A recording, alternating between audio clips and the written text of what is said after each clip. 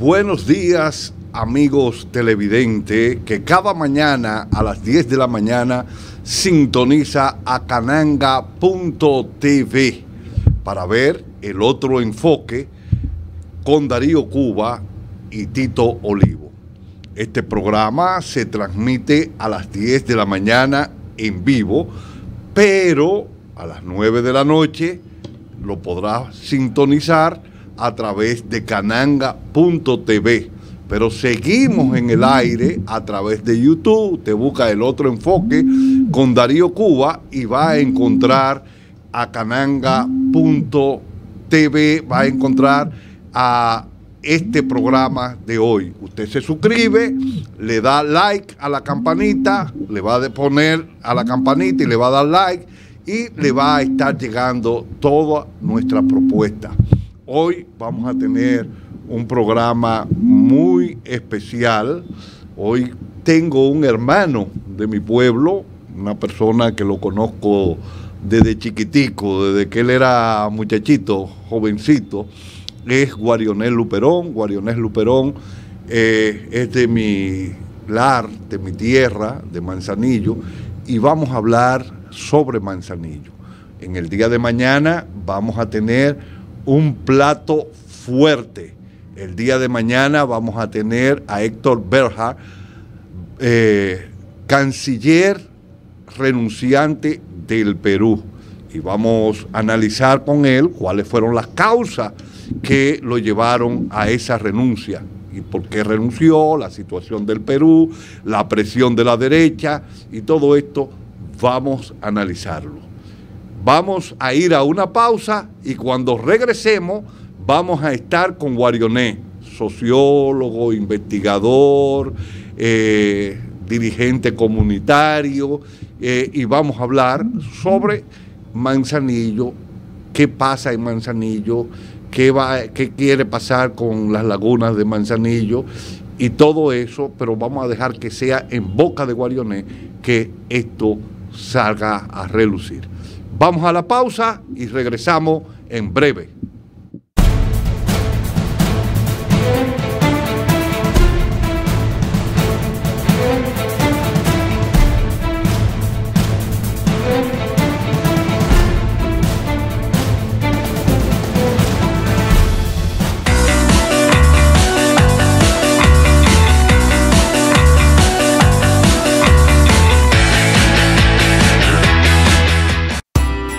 $80 años de historia de superación y éxitos de nuestro banco determina que en esta etapa también estamos contigo, para que juntos pasemos la página y podamos escribir un nuevo capítulo lleno de fe y confianza en el futuro. Porque solo con tu voluntad ponemos punto y final a la historia del COVID. Vacúnate. Banreservas, el banco de todos los dominicanos.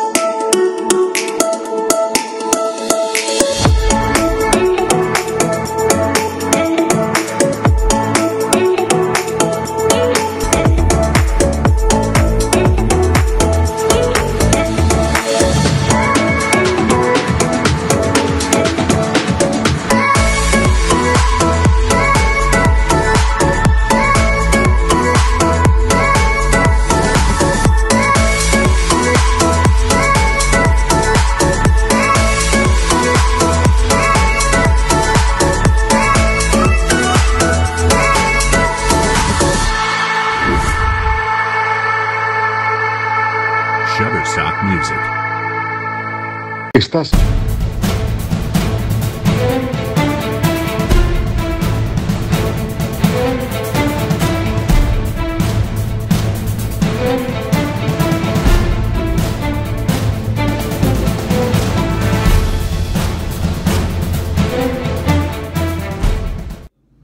Bueno, ya estamos y vamos a darle inicio a esta entrevista con Guarioné, que en Manzanillo lo conocemos todos como Guarioné Luperón, porque era el hijo predilecto de Luperón, un personaje de Manzanillo que fue de los fundadores de Manzanillo. Manzanillo se funda ya en los 40, finales de los 40, por la United Fruit Company, o sea, la bananera, como se le conocía, la Grenada, que estuvo muy vinculada a todo lo que era la guerra de la bananera en Centroamérica y Suramérica, en el caso de Colombia, e inclusive se analiza y se dice que tiene que ver con la muerte de Gaitán y el Bogotazo el 10 de abril de 1948 en Colombia.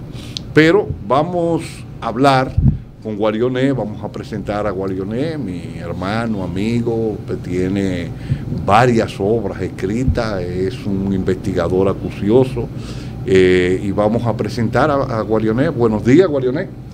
Buenos días, hermano René Olivo, Tito de cariño, y al amigo Cuba, que son parte del programa El Otro Enfoque.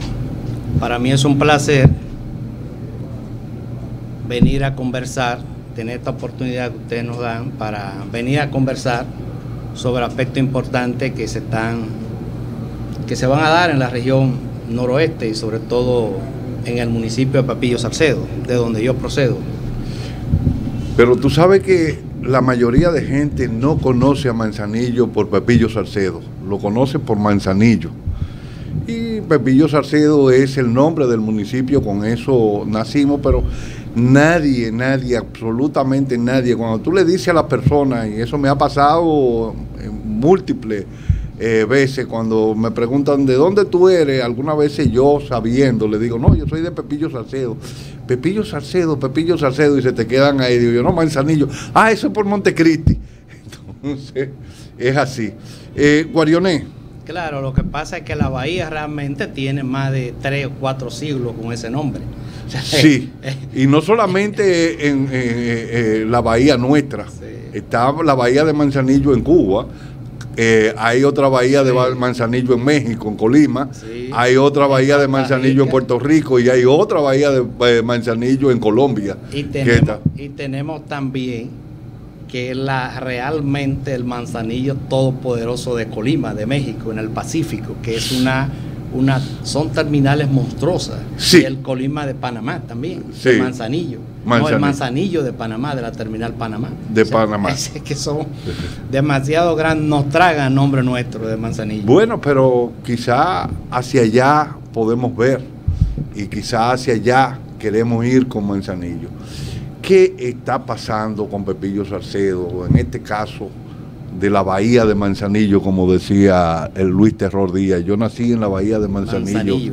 Caribe tengo mi voz, nací en tiempo del condenado Trujillo. ¿Qué está pasando? Porque Manzanillo, como tú bien lo sabes y como lo sabemos todos los que somos de Manzanillo, pues ha habido múltiples proyectos que se han presentado, pero se ha quedado como proyecto. Desde la ciudad turística Puerto Cristal de Manzanillo hasta el puerto de contenedores y el Hong Kong del Caribe, todo eso han sido sueños muertos. Entonces ahora se está hablando de astilleros, se está hablando de la construcción o remodelación del Espigón, y yo quiero que hablemos de ese tema.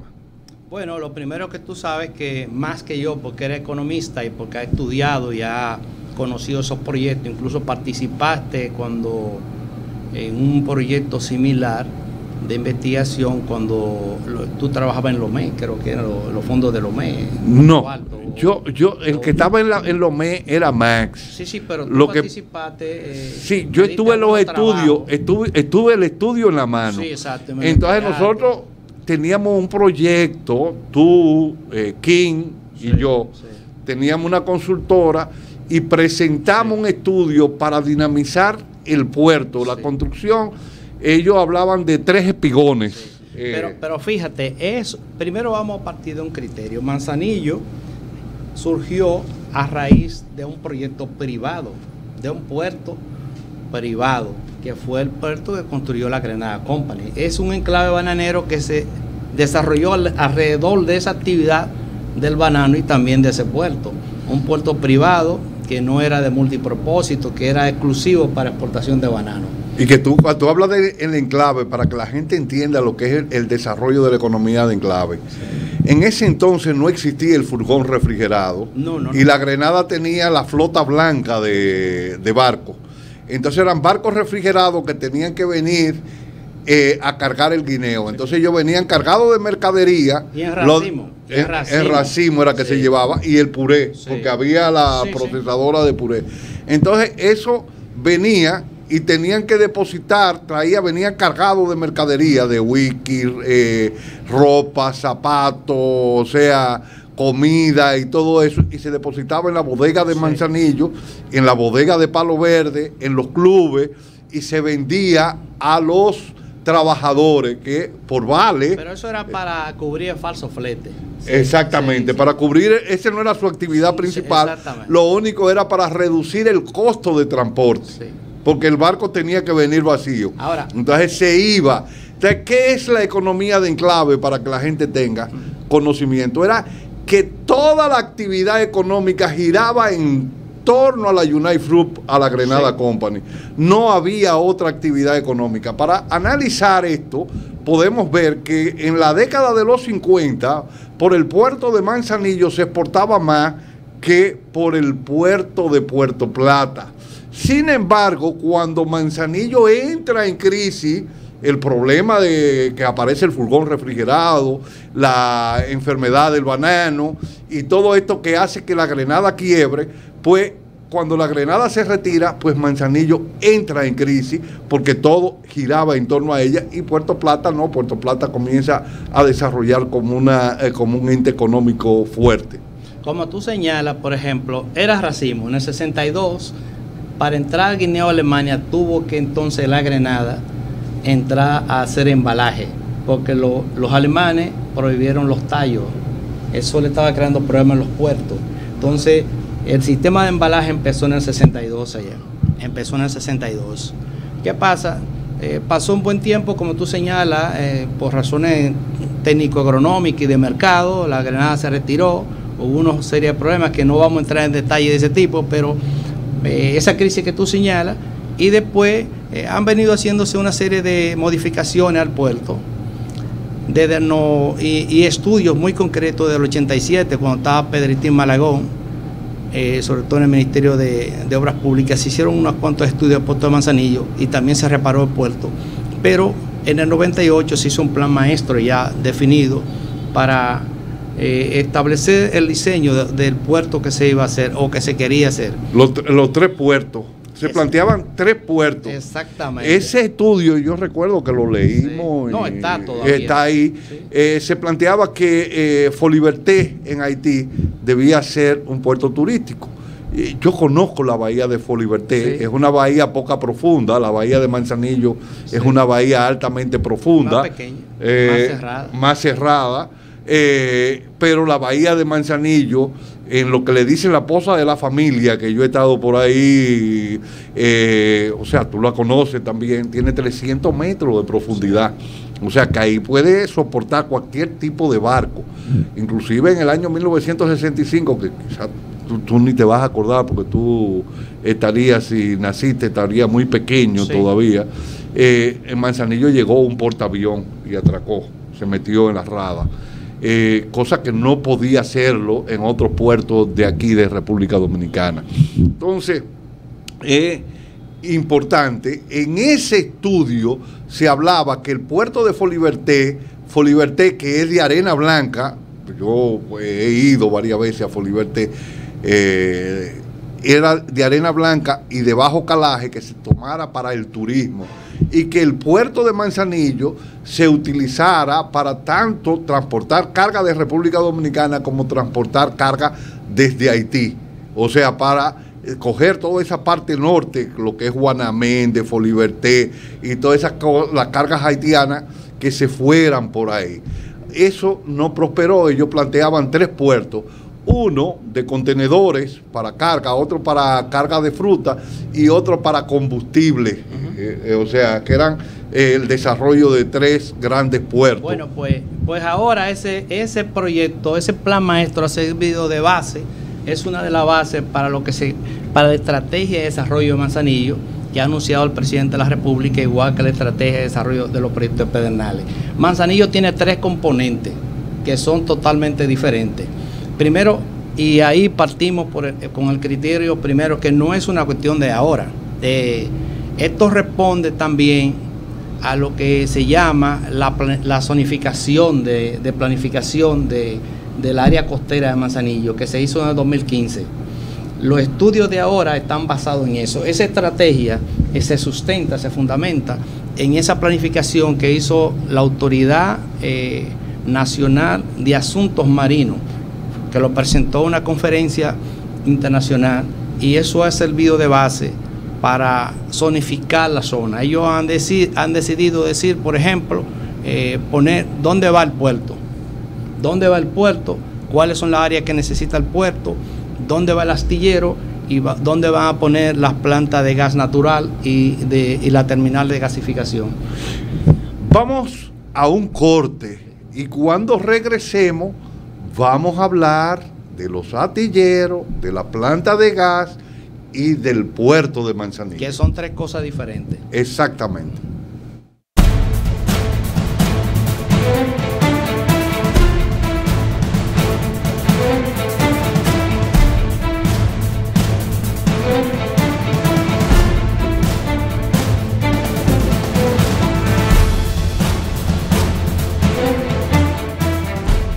Estás viendo Cananga Televisión, transmitiendo desde Santo Domingo, capital de la República Dominicana. En Banreservas apoyamos la voluntad de quienes generan cambios para escribir nuevas historias. Por eso en 1979 nace el voluntariado Banreservas, que realiza acciones de sostenibilidad y solidaridad que mejoran la calidad de vida de miles de familias vulnerables, llevándoles dignidad y esperanza. Banreservas, 80 años siendo el banco de todos los dominicanos. Grupo Multimedios Amanecer, la plataforma de comunicación más moderna y completa de República Dominicana. Nuestro periódico, página abierta rd.com, Cananga Radio, canangatv.com. Suscríbete a nuestro canal de YouTube, Cananga TV. Grupo Multimedios Amanecer, la plataforma de comunicación más moderna y completa de República Dominicana.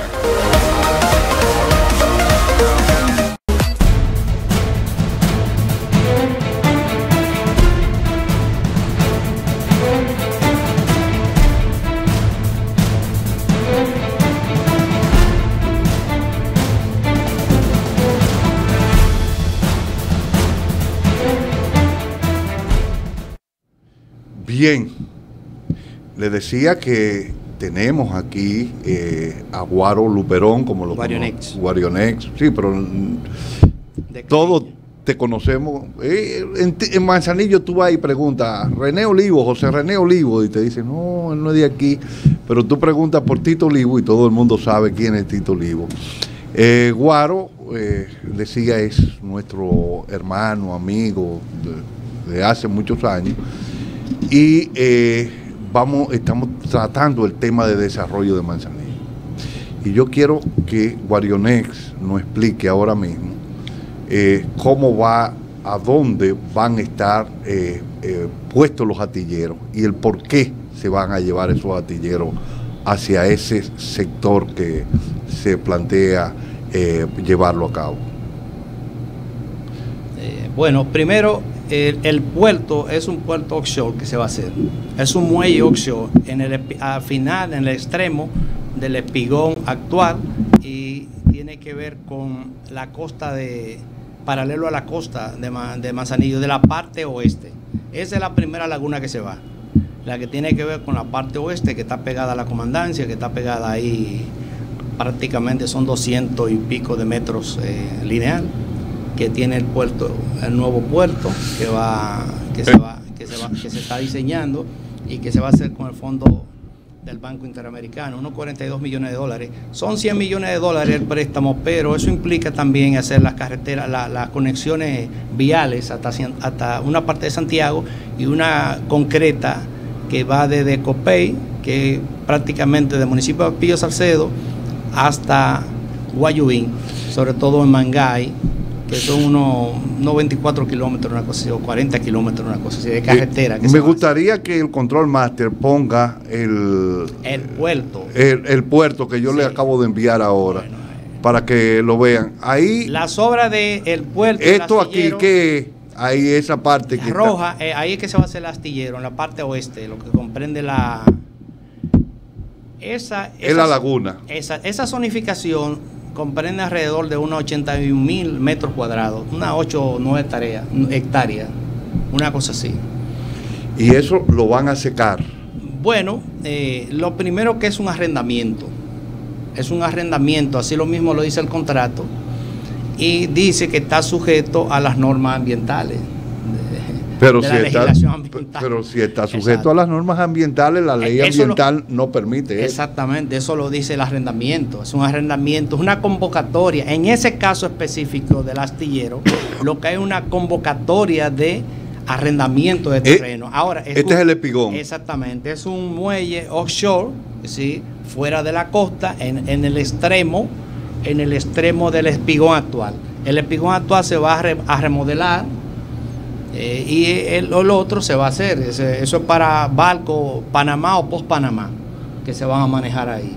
Es un muelle de unos 200 y pico metros cuadrados, metros cuadrados, y de 40 de ancho. Me gustaría ir otra vez a la parte de la laguna, sí, y que se va a secar la laguna. Sí. Las dos. Es una zonificación que es del 2015. O sea, eso no es ahora. Ahora se está licitando en función de esa zonificación. Ahora, lo que nosotros proponemos es que cuando se haga la vista pública, eso se extienda más a la parte oeste. En vez de ahí, que se mueva por lo menos a donde están los japoneses. Exactamente, porque ahí había un proyecto de dique, de astillero. En esa zona había un proyecto de astillero que lo iba a hacer un reconocido manzanillero y profesional de esa área, trabajando por mucho tiempo en Estados Unidos. Sí, Babi, sí, exacto, con empresas Humberto Liriano, exacto. Sí. O sea que tiene mucho de lógica que eso se haga para allá. Ahora, de todos modos, tenemos que estar preparados que Manzanillo no es una zona turística. Eso es lo primero. Debemos estar preparados. Incluso eso se vio ahora mismo. Acaba de asistir el ministro de Turismo por primera vez a la provincia de Montecristi, que era un clamor que fuera, y no mencionó a Manzanillo. No, pero es que Manzanillo, yo siempre le he dicho a los amigos de Manzanillo que Manzanillo no puede ser proyecto turístico por la profundidad de la bahía. Sí. Ahora, escúchame este dato que es importante. Ahora, turismo ecológico podría ser. Ahí voy. Hay un dato importante. Esa zonificación es buena que se revise. Nosotros estamos a favor de la estrategia de desarrollo Manzanillo, que se hagan los proyectos, pero esa zonificación es bueno que se revise porque es una zonificación de 2015, donde el elemento que prevalece son los manglares. Sí. O sea, los manglares son lo único importante. Incluso ellos recomiendan reasentamiento de poblaciones, que no sea para los manglares, sea siempre para el oeste, encima de la población. Y yo creo que, al menos en esta primera etapa de convocatoria, se debe movilizar un poquito más el astillero a la parte oeste, que hay bastante terreno, sí, mucho más terreno de lo que está planteado ahí. Sí, que el muelle no. El muelle hay muchas propuestas desde el 87 que se puede hacer en el oeste, en el este. Por la profundidad. Sí, pero hay un problema de la corriente de viento ahí, que eso puede tener una explicación de carácter técnico, pero nada tampoco, porque yo he visto portaaviones de los más grandes del mundo que se estabilizan con satélites, en tormenta, en marullo de agua, de mar abierto. Pero recuérdate que ahí barcos lo han encaramado arriba del puerto, sí, con viento que ha llegado. Sí. Entonces no tiene sentido si tiene explicaciones concretamente técnicas de la movilidad, del flujo de viento que viene del este, si hay posibilidad de hacer eso en en una franja. Además no es un muelle grande, es un muelle pequeño. Lo que se va a hacer en Manzanillo es un muelle pequeño de 200 y pico de metros. Pero mira, con el estudio que tú, King y yo manejamos, eran muelles grandes lo que se planteaba en esa época.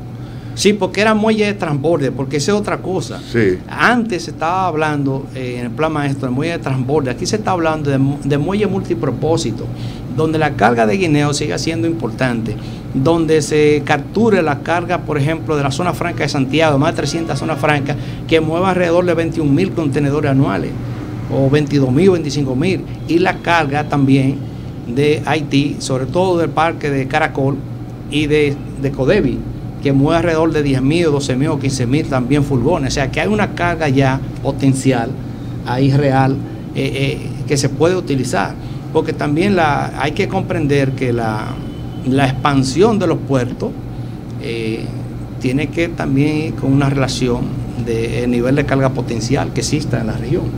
Y nosotros tenemos un puerto que se está diseñando por el Banco Interamericano, con fondos del Banco Interamericano, por obras públicas. No sé cómo va a ser la modalidad, si se va a licitar o no, pero es obras públicas que lo va a hacer. Parece que tiene que licitarse por la ley de transparencia pública. Exactamente, pero eso no se ha hecho todavía. Pero tú sabes que el Banco Interamericano tiene muchas salvaguardas en términos ambientales, en términos de eso de transparencia y en términos técnicos también, que son muchos protocolos que establecen. Pero de todas maneras, en Manzanillo lo que se ha propuesto es un muelle multipropósito, donde la carga de guineo sea importante. No es un puerto de transborde. Es una primera etapa. Yo me imagino que cuando esté ese muelle hecho ahí, ese puerto, más que un muelle, ese puerto, porque es un puerto de carga y también un hub logístico, porque ese es el nuevo componente que tiene, con diferencia al plan maestro y las otras propuestas que ha habido, que es un puerto, un sistema de muelle también con un hub logístico donde se instalen empresas que puedan gestionar carga y que puedan minorar. De todos modos, este puerto va a mejorar nuestra relación con el socio comercial más importante que tiene la República Dominicana, que es Miami, en la Florida. Sí. Vamos a un corte y cuando regresemos vamos a profundizar más en lo que es un logístico y las relaciones de carga desde República Dominicana a la Florida, sí. Pero también vamos a ver cuál es la otra laguna y por qué los impactos ambientales que se van a llevar a cabo en Manzanillo.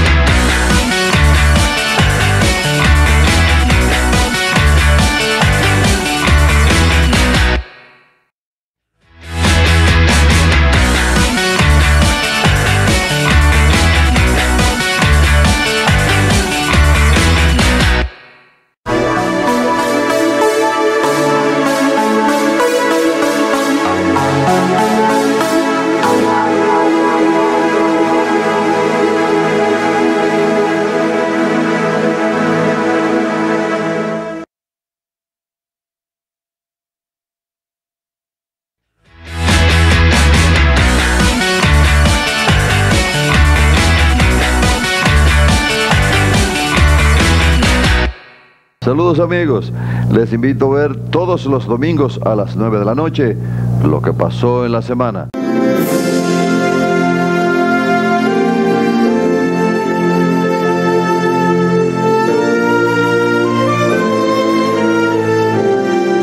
Esta revista informativa con los temas nacionales e internacionales, reportajes interesantísimos, véalo solo por aquí, por Cananga TV.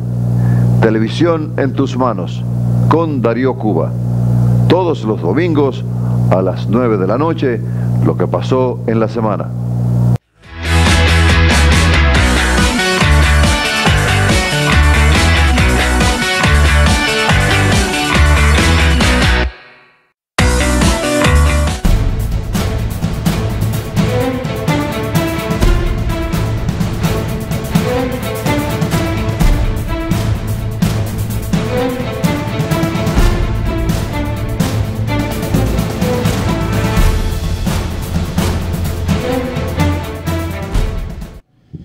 Bien, estamos hablando de Manzanillo, estamos hablando de mi pueblo, de ese Manzanillo que nosotros añoramos, que vivimos.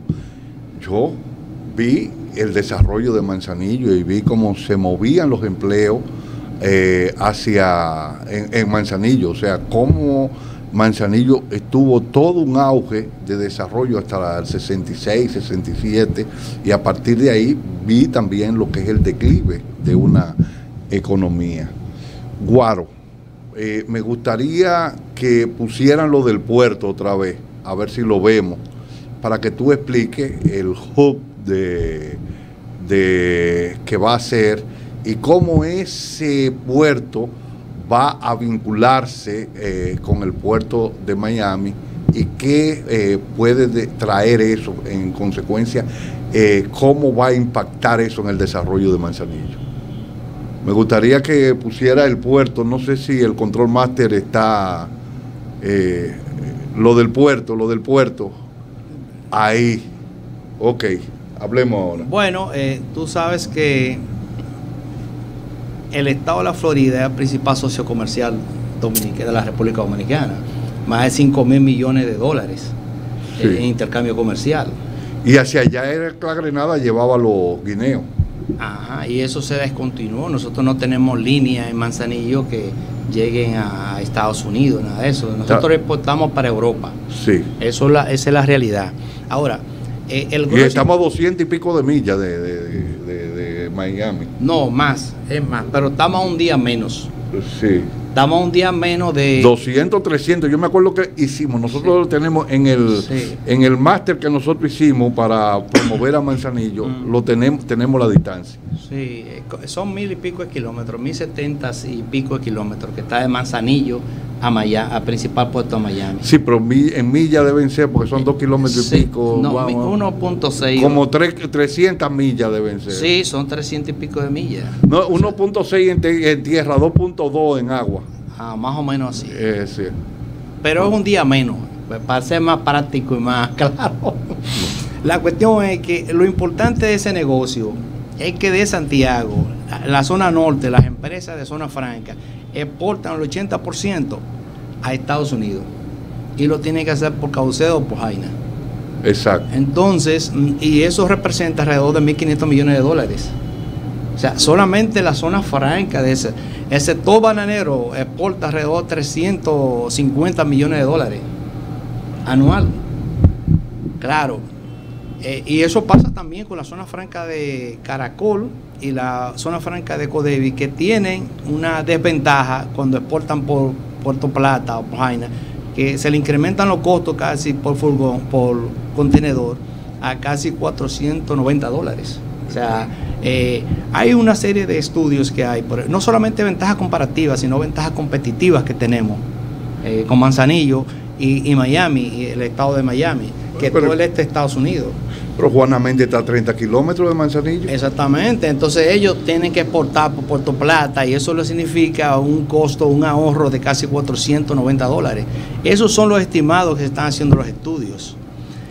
Otra cosa importante que tiene que ver con todo esto, que a la hora que eso esté, exista un desarrollo portuario en Manzanillo, eso va a potencializar la zona agropecuaria. Nosotros tenemos un cuadrante, por ejemplo, desde Constanza, Jarabacoa, Bonao, hasta Río Limpio, que son... Río Limpio de Jabón. Exacto, y Monción, porque sí. déjame, Monción va a estar a hora y media de Manzanillo. Monción, porque cuando hagan la carretera que se está en construcción de la sidra de Toma hasta... Tú dices Monción, Santiago Rodríguez. Santiago Rodríguez, eso hora y media. Esas son zonas todas para invernadero. Y Valverde Mao, me imagino que se integrará. No, pero esa parte alta son zonas de invernadero. Exacto. Y eso va a estar 1 hora y media de Manzanillo cuando hagan la carretera de Santiago Rodríguez a Mangá o Villa... Ahí Guayubín, para decir un nombre. Ah, ok. Sí, Guayubín. Sí, sí, que es la carretera de adentro que va por las matas de Santa Cruz que sale a Valverde Mao y que cruza por Guayubín, Sí. que baja de Santiago Rodríguez Sí. hacia Mangá, Martín García. Esa zona por ahí. Villalobos no, Piloto. San José. Piloto. No, Piloto está más para allá. Más para allá, pero Sí. lo que queda por ahí, Piloto. Exacto. Entonces, eso va a tener otra perspectiva porque Montecristi es una zona agropecuaria. Es una de las principales provincias agropecuarias que ahora mismo está dedicada a mayor parte del arroz, pero que después eso se va a diversificar. Y Mao por igual, y Dajabón por igual. Sabes que la Grenada, no, el gobierno de Salvador Jorge Blanco primero hizo muchos estudios de plantas deshidratadoras de vegetales. ¿Tú no recuerdas esos estudios que hacía Onaplan? Sí, la Oficina o la Nacional Secretaría Técnica de la Presidencia. Sí, que hacía unos estudios, muchos proyectos de plantas deshidratadoras de vegetales. Nosotros podemos competir en tomate con México, en Manzanillo. Tiene una ventaja Manzanillo, que Montecristi, que hay mucha agua y llueve poco. O sea, hay poca precipitación y mucha agua, porque las aguas corren de norte a sur, van desde de sur a norte, van desde la cordillera central buscando el mar. Entonces hay muchos ríos como el Yaque del Norte, como Río Masacre, Chagüey, Guayubincito, sí. Y todo eso que van bajando. Entonces ahí está una gran cantidad hídrica. Pero vamos a profundizar. Me gustaría que el Control Master pusiera otro de los de la... Ok. Tú sabes que yo no soy amigo mucho de banano, de productores de monocultivo. A mí no me gusta el monocultivo. No, la ventaja está en diversificar la producción. Exactamente. Vamos a ver, esa es la primera laguna. Esas son dos lagunas. Ahí están las dos lagunas. La primera lagunas. laguna Es la que queda pegada aquí que al ahí puerto. Es que se va a hacer, eso va a ser parte del puerto, porque el puerto se va a extender hacia el oeste, 200 metros al oeste. Es un puerto offshore, yo decía, va paralelo a la costa, en el extremo del espigón. Okay. Eso es lo primero. La segunda laguna, que son... Ahí estaba anteriormente el puerto, donde está esa laguna, ante esa carretera que se ve. Que es la piedra de los coquitos. Exacto, ahí fue que se hizo, la Granada Fruit Company hizo el primer puerto de madera. Sí. Esa carretera la hicieron ellos. Sí. Y esos humedales lo partieron ellos. Sí, y lo rellenaron, hicieron. Esta eran lagunas para... Allá una laguna que era como servía de saneamiento sanitario. Ahí era que iba... cuando yo molía la materia fecal, una de ellas. No, la laguna no, te voy a decir, yo conocí bien. Habían dos máquinas trituradoras. Sí. Una que nosotros los muchachos le pusimos la chocolatera. Sí. Ellas recogían todos los sólidos, las aguas negras y grises, y la llevaban ahí y la trituraban. Y eso le inyectaban ozono. El ozono es O3. Para que la gente entienda, el O3 significa que las bacterias se dan en forma anaeróbica. Entonces ellos le inyectaban el ozono y la impulsaban mar adentro y depositaban el agua por el tubo que cruzaba, que muchas veces nosotros cruzábamos la laguna. Sí. Las lagunas eran parte de la humedad que ellos secaron. Entonces abrieron un caño cerca de la gerencia y por ese caño entraba el agua y se mantenía la laguna para evitar la inundación de lo que eran los talleres y todo, porque ese humedal llegaba hasta Esterobalsa. Sí, toda la marisma, lo dice el proyecto de cosas. Ahora, eso pasó en la época de la Granada, pero después que se fue la Granada, eso funcionaba directamente. No, las aguas la tiraban cruda. Las aguas negras la tiraban cruda en las lagunas. Sí, crudita. Sí, directo, eso no... Eso se dio en la Grenada, que metía a mar afuera, metía un tubo, como tú dices perfectamente. Primero la trituraban y... la volvían líquida. Exactamente.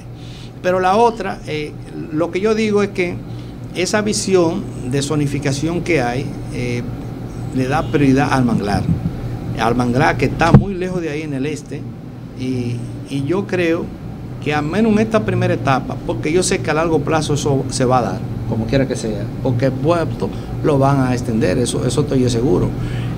Pero en esta primera etapa yo considero que esa parte del astillero tiene que moverse más para el este. No, claro, hay que respetar la ley medioambiental, la ley 6400, y no se puede sesgar. Yo vi... No solamente por eso, te voy a decir, no solamente por eso, sino porque ahí es que hay una actividad del ocio de la población. Esa es la única parte donde la gente va tradicionalmente. A los coquitos. Sí, ese es uno. Pero también tú tienes también que mantener, o sea, cumplir con la ley. Sí. Y cumplir, y tampoco tú puedes destruir el hábitat. No, lo que pasó en Katrina fue fruto de esa, cegar humedales y hacer, porque cuando hay cualquier actividad ciclónica o cualquier actividad, el mar va a buscar su espacio otra vez y lo va a inundar. Yo conozco bien eso, inclusive muchas veces la gente no sabe el por qué se le llama los coquitos, porque no hay una mata de coco. No. Eso estaba poblado de coco. Ahora Eso no de coco enano. Esos cocos los sembró Lara Viña. Fernando. El loro, nosotros le decíamos el loro Viña. Sí.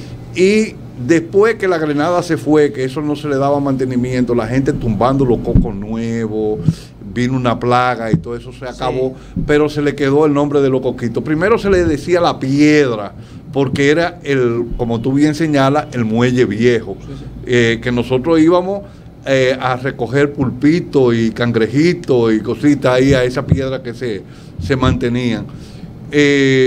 Vamos a ver en el próximo segmento el tema ya no de las plantas, ya no del tema del puerto.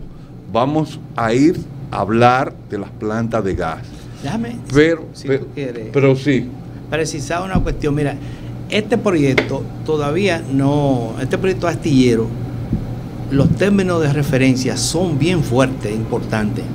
Yo creo que hay que verlo porque es diferente a las plantas, es diferente a la... No, cada cosa tiene su término de referencia. Diferente, ¿no? Y que está sujeto aquello de puerto está sujeto a las reglas del BID. Y aquello, las licitaciones están sujetos a otras normas de la planta. Y esto de aquí todavía está un poco suelto, pero los términos de referencia son bastante fuertes lo que se pide. Bueno, nos vamos a una pausa y cuando regresemos vamos a hablar de las plantas y de cómo los términos de referencia son o más flexibles o más duros en el término de puerto.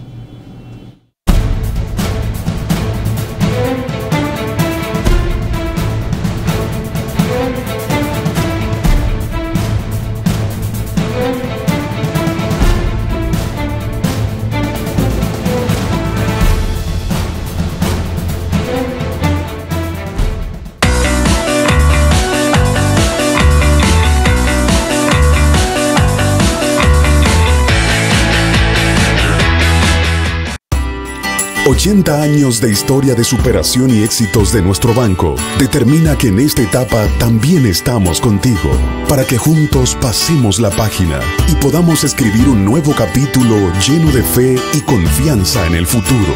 Porque solo con tu voluntad ponemos punto y final a la historia del COVID. Vacúnate. Banreservas, el banco de todos los dominicanos.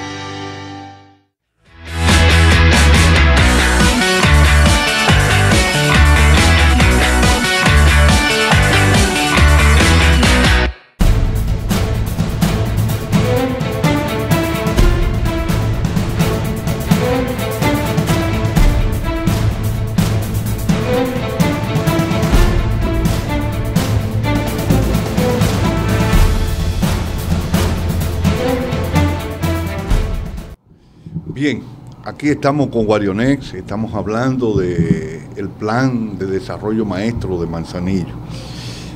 Y como tenemos ya poco tiempo, porque estamos llegando ya a la parte final, vamos a dejar que Guarionex se explaye. Yo voy a querer que me ponga otra vez los slides que le enviamos para que me diga Guarioné a dónde, en qué parte que se van a montar la planta y cuáles son los términos de referencia y cómo esto son o más flexibles o más duros lo del puerto. Por favor, Control Master, ponnos para que Guarioné vaya explicando.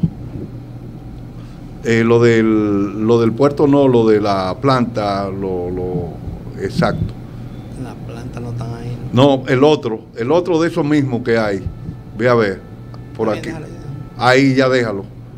Bueno, la planta la van a, como está la zonificación de la que el gobierno se ha fundamentado, que se hizo en el 2015, en la parte este de Manzanillo, sobre de la costa. Estamos hablando de lo que eran los terrenos del proyecto Puerto Cristal. Heterobalsa. Sí, pero arriba. Arriba, sí, donde estaba. Casi en Filullín, por esa zona de ahí, toda esa zona. Claro, eso todavía, ese es uno de los reclamos que hacemos. Queremos saber, por ejemplo, dónde exactamente se van a hacer.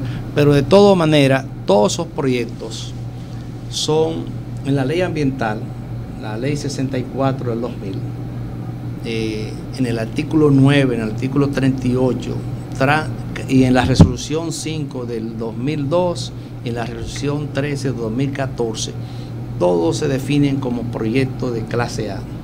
Están clasificados como proyectos tipo A. Eso significa que son proyectos que todos requieren de unos protocolos bien específicos, sobre todo de estudios de impacto ambiental, porque hay muchas categorías de estudios en materia ambiental, pero estos proyectos específicamente necesitan dos cosas: un estudio de impacto ambiental y también un programa de gestión ambiental y social. Y eso, cada estudio de eso implica una infinidad de estudios, de subestudios en materia de territorio, de cómo afecta el impacto del hábitat, de la corriente marina, porque en el caso de las plantas se va a instalar también, que tampoco sabemos cómo va a ser, una terminal de gas. Eso posiblemente sea... Sí, para que la gente entienda, el gas, en términos de gas, no es difícil de transportar. Por lo tanto, para transportar gas hay que licuar el gas para poderlo transportar en barco. Entonces, ese gas se trae líquido, pero después cuando se desmonta hay que gasificarlo otra vez. Entonces, eso es todo un proceso que se lleva, que hay que montar una planta gasificadora, porque ya viene licuado en el barco. Hay que montar en la terminal una planta gasificadora y hay que poner un gaseoducto que va a ir desde el puerto a donde va a estar el gas. Y donde se va a almacenar el gas, que también se va a almacenar, pues sí, también hay que licuarlo también para poderlo comprimir a presión. Y de ahí, si ese gas va a usarse directamente a la planta o se va a enviar a Santiago como gas natural para distribuirlo, entonces habría que ver qué es lo que se va a hacer en ese caso. Aparte de todos esos elementos técnicos importantes, tiene que ver ese proyecto con que hay un grupo de francotiradores del sector, por ejemplo, no ambiental, ¿no?